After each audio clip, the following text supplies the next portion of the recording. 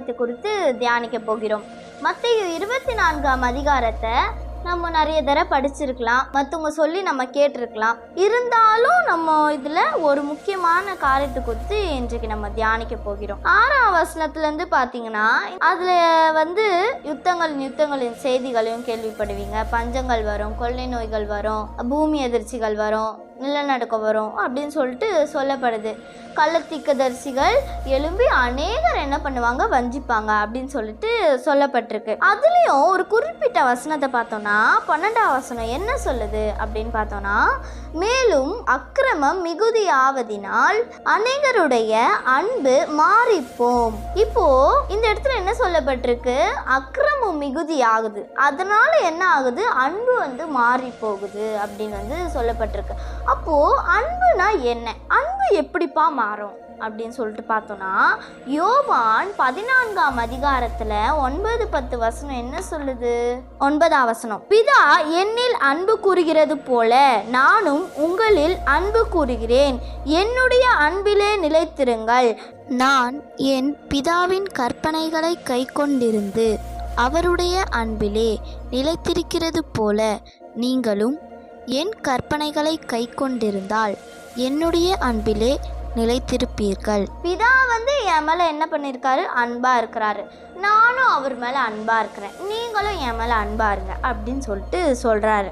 இப்போ பிதாவோட கற்பனையை நான் கை கொண்டிருந்து அவரோட அன்புல நான் நிலைத்திருக்கேன், நீங்களும் என்ன பண்ணுங்க, என்னுடைய கற்பனையில் கை கொண்டிருந்து என் அன்பில் நீங்கள் என்ன பண்ணுங்க, நிலைத்திருங்க அப்படின்னு சொல்லிடுறாரு. அப்போது மொத்தத்தில் இந்த 2 வசனம் என்ன சொல்லுது, அன்பு குறித்து சொல்லுது.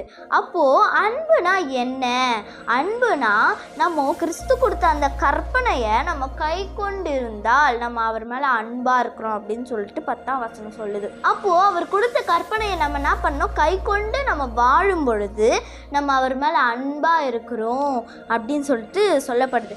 அப்போது மத்தேயு 24ஆம் அதிகாரத்தில் என்ன சொல்லுது, மேலும் அக்கிரமம் மிகுதியாவதினால் அநேகருடைய அன்பு மாறிப்போம், ஆனால் முடிவு பரியந்தம் நிலை நிற்பவனே ரட்சிக்கப்படுவான். இப்போது அன்பு மாறிப்போம். அப்போது அன்புனா என்னன்னு பார்த்துட்டு வந்தோம், நம்ம கற்பனையை கை கொள்றது தான் அன்புன்னு நம்ம பார்த்துட்டு வந்தோம். இங்கே என்ன சொல்லிருக்கு, அன்பு மாறிப்போம் அப்படின்னு சொல்லியிருக்கு. அப்போது கிறிஸ்து கொடுத்த அந்த கற்பனையை அவங்க என்ன பண்ணுறாங்க, தள்ளிட்டு அவங்களா ஒரு கற்பனையை உருவாக்கும் பொழுது தான் அன்பு மாறிப்போம். அப்போ கட்டளை என்ன ஆகுது, மாறுது. அதை தான் இங்கே சொல்லியிருக்காங்க. ஆனாலும் முடிவு பரியந்தம் நிலை நிற்பவனே ரட்சிக்கப்படுவான். அப்போது முடிவு பரியந்தம் நம்ம நிலை நிற்கணும், அப்போ தான் நம்மளுக்கு ரட்சிப்பு வரும். எதுலப்பா முடிவு பரிந்து நிலை இருக்குது அப்படின்னு பார்த்தோன்னா 1 கொரிந்தியர் 15ஆம் அதிகாரத்தில் 1-2 வசனங்கள் என்ன சொல்லுது அப்படின்னு பார்த்தோன்னா, 1ஆம் வசனம், ஆனால் சகோதரரே, நான் உங்களுக்கு அறிவித்ததும் நீங்கள் ஏற்றுக்கொண்டதும் நீங்கள் நின்றிருக்கிறதுமான சுவிசேஷத்தையே நான் உங்களுக்கு அறிவிக்கிறேன். நீங்கள் விசுவாசித்தது விருதாயிராமல் நான் உங்களுக்கு அறிவித்த பிரகாரமாக நீங்கள் அதை கை கொண்டிருந்தால் அதனாலே உங்களுக்கு ரட்சிப்புண்டு.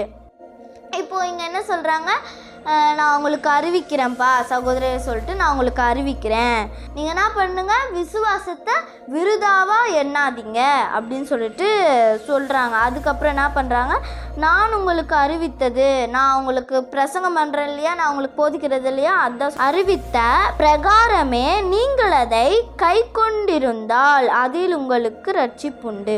அப்போது நான் உங்களுக்கு அறிவித்தேன் இல்லையா, அந்த அறிவிச்சதை நீங்கள் என்ன பண்ணுமா, கை கொண்டு இருக்கணுமா. அது நம்ம கை கொண்டு இருக்கும் பொழுது அதனால் நம்மளுக்கு என்ன வருமா, ரட்சிப்பு உண்டாகும்.